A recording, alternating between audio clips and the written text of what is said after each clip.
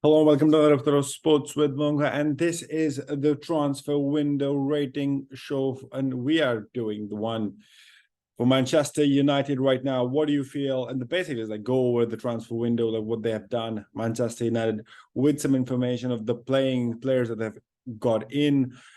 And what do we feel? What do I feel about it is like, and you can jump into this conversation in the comment section below and share your thoughts as well. Before you do it, I would love if you can hit the subscribe button. I've realized like thousands of my new viewers are not even subscribed. If you like watching this content, why not hit the subscribe button so that you are notified that that whenever I put up a new video or shorts. And let's jump into it together then.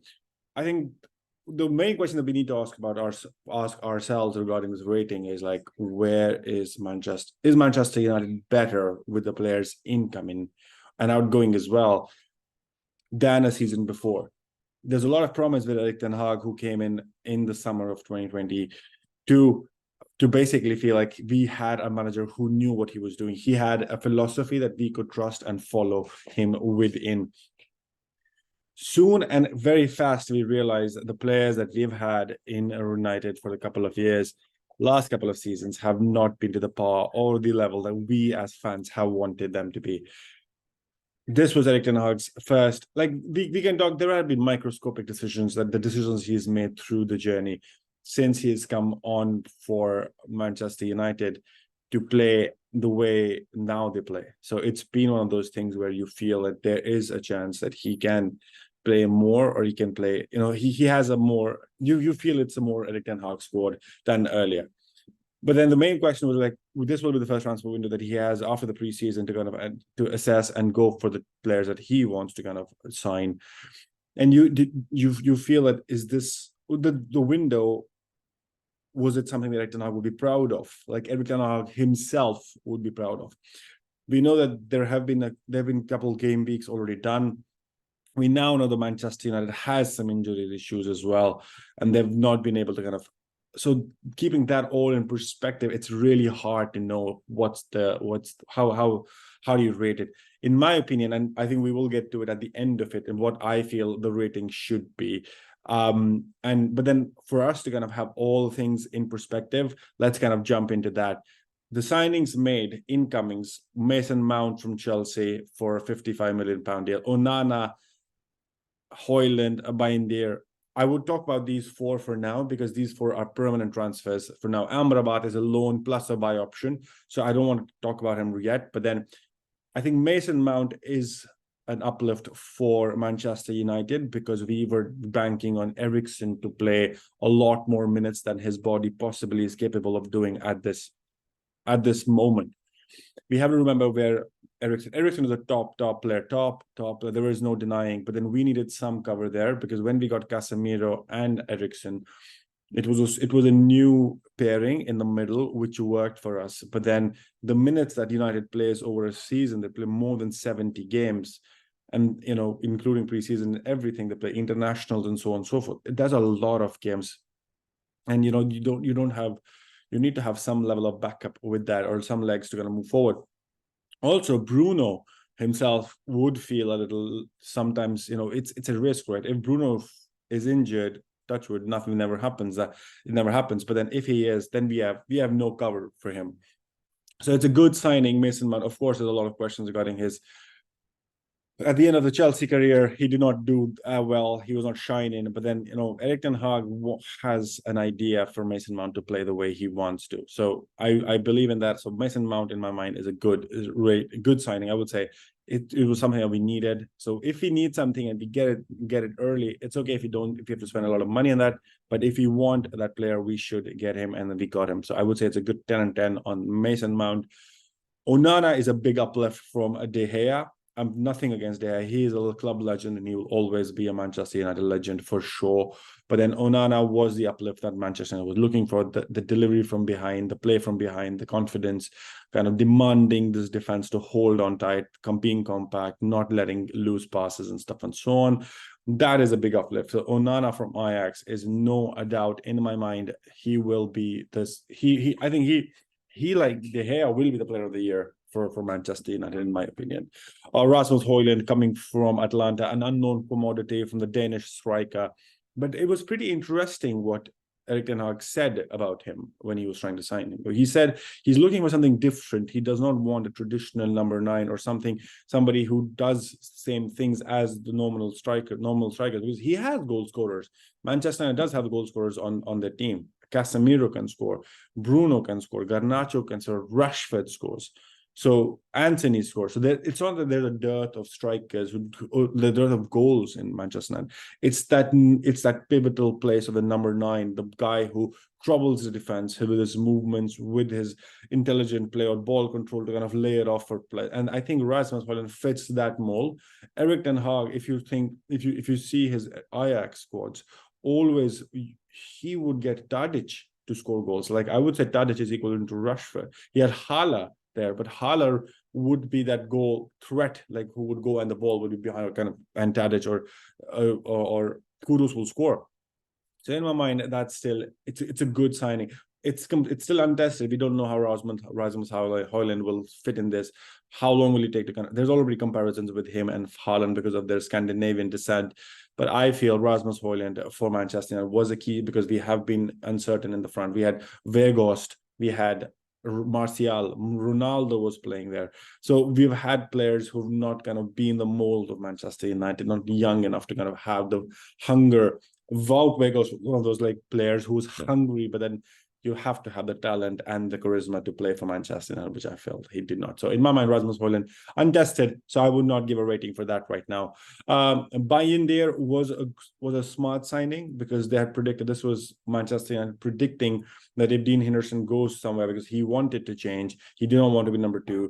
They wanted a number 2 goalkeeper, because Andre Onana will go to the African Cup of Nations around January. There will be points where Bayindir will play, and he is a top-class goalkeeper. He is number 1 for Fenerbahce and Turkey, so he is not a slouch. He is a top-class goalkeeper, which Erik ten Hag wanted, and he has him already set for Manchester.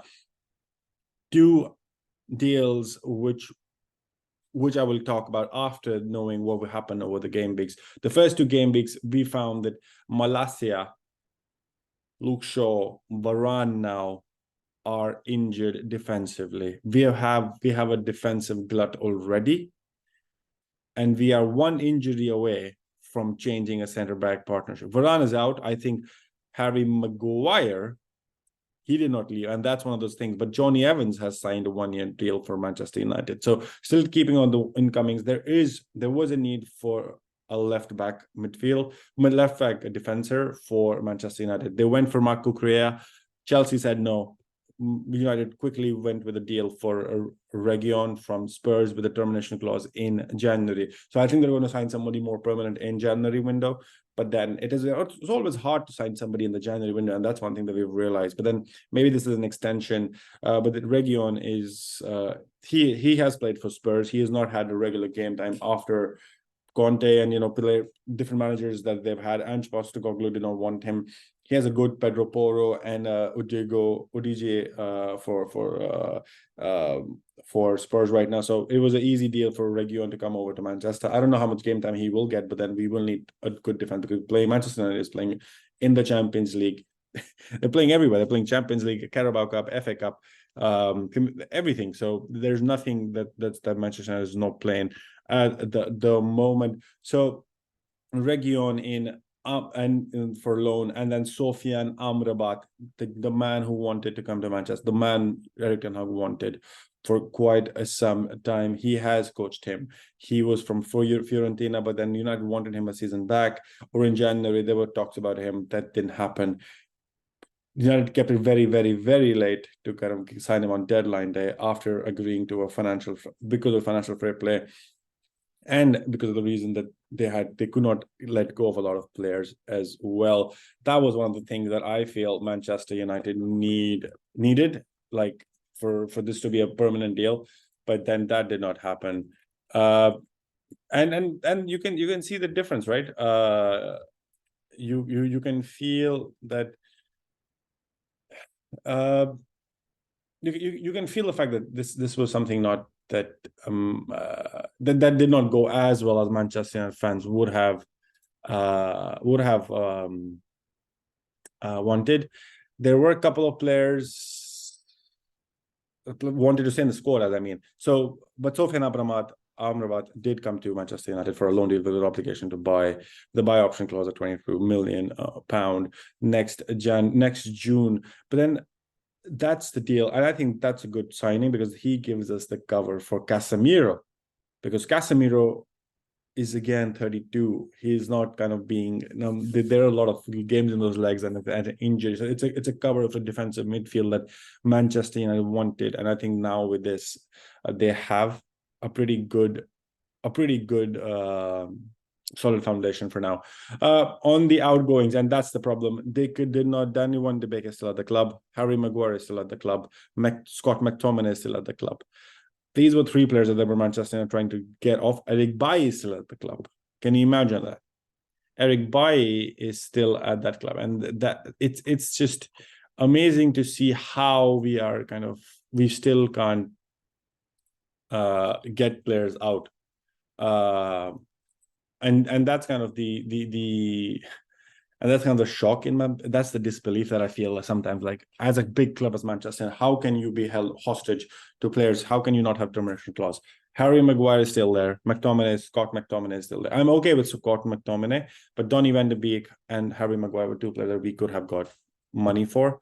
And that didn't happen. Possibly in January, possibly next summer. But it'll be interesting to see how things shape up for this season already. So that's the current lay of the land for Manchester United. Erik ten Hag has a squad that he feels is comfortable enough or okay enough. I don't think he's happy with the signings that made. I'm very sure he would have wanted more players in the middle and the defensive side to kind of have the advantage that they want. Because Varane is like he's a risk. He's an injury risk every time he plays. So I don't think that he would have been comfortable with that. But then eventually, in my mind, as a rating, I would say it is a solid 6.5 to 7-ish. So I might give a 7 out of 10 for the Manchester United transfer window. If United has, remember, understand the chances. If Harry Maguire and Donny Van de Beek and Scott McTominay had got, we could have had Ryan Gravenberch, Toledo in our squad, and possibly Brennan Johnson, possibly. But then the fact that we did not have a lot of outgoing, we could not get a lot of incoming. These were players that we needed for sure. There was no denying that Manchester United would have played without a number 9, again, without Weghorst, everything that had happened. If these three players, Harry Maguire, Donny Van de Beek, and Scott McTominay had gone, we would have got better players, more players, because United is still, Erik ten Hag is still sellable. Manchester United is still sellable. That name resonates. The club, the history, it still resonates across with love and passion, and the fans that are related to Manchester. So every player wants to come back to play for Manchester United. But then that did not happen, and that's my issue with the transfer window. We are still so poor with the outgoings. There are clubs to compare. Look at Brighton, like a deal like Caicedo.